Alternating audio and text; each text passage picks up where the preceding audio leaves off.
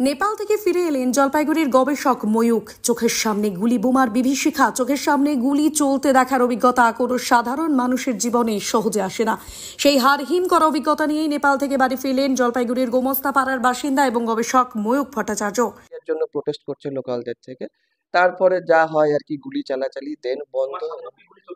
হ্যাঁ হ্যাঁ, সামনে গুলি চলেছে, বাট আমরা শাটারের দোকানে শেল্টারে ছিলাম আর কি। চোখের সামনে একটা দেশ কত পরিবর্তন। হ্যাঁ, কি বলবি, তুমি কি করতে গিয়েছিলে? আমি এক সেমিনারে, একটা ইন্টারন্যাশনাল কংগ্রেসে রিসার্চ পেপার প্রেজেন্ট করতে গিয়েছিলাম কাঠমান্ডুতে। সেটা সম্পূর্ণ হয়েছে? হ্যাঁ হ্যাঁ, কমপ্লিট, সেটা শান্তিভাবেই কমপ্লিট হয়েছে। লাস্ট দিন যেটা যখন সিটি উঠছিল তখন থেকেই প্রবলেমটা ক্রিয়েট। 8 তারিখ কোনো অসুবিধার সম্মুখীন হয়েছে?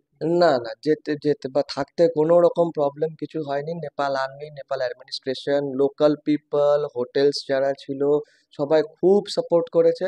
খালি একটা প্রবলেম যেটা মেনলি আমাদের হয়েছিল, কেন কি আমাদের 4 দিন আটকে থাকতে হয়েছে ওখানে, আমরা বেরোতে পারিনি।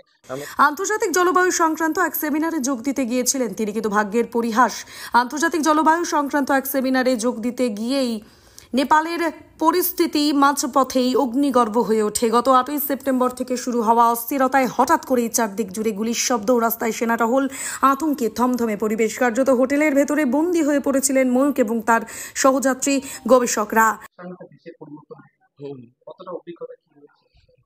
অভিজ্ঞতা বলতে একটা বিরাট অভিজ্ঞতা, ইতিহাসের সাক্ষী আমরা। কিন্তু ব্যাপারটা হচ্ছে, আমাদের কাছে এরকম আমরা কোনোভাবেই বুঝতে পারিনি যে এরকম একটা বড় ঘটনা ঘটতে চলেছে বা এরকম সামথিং একটা কিছু হবে। খালি সোশ্যাল মিডিয়া ব্যান ছিল, এটুক জেনে আমরা নেপালে যাই। আমরা হোয়াটসঅ্যাপ ব্যান ছিল, বাড়িতে কমিউনিকেট করতাম গুগল মিটে। 8 তারিখ পর্যন্ত পরিস্থিতি নর্মাল ছিল। 8 তারিখ বিকেল বেলা থেকে আমরা যখন ঘুরছি নেপাল দরবার স্কোয়ারে, হঠাৎ করে মব ছুটে আসে।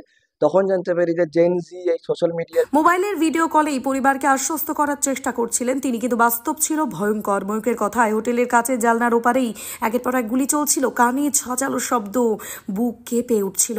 খাবার জোগাড় করতেও সমস্যা হচ্ছিল, মনে হচ্ছিল আর হয়তো ফেরা হবে না। শেষ পর্যন্ত সেনাবাহিনী নিরাপত্তার মধ্যেই তারা সীমান্ত পর্যন্ত পৌঁছন।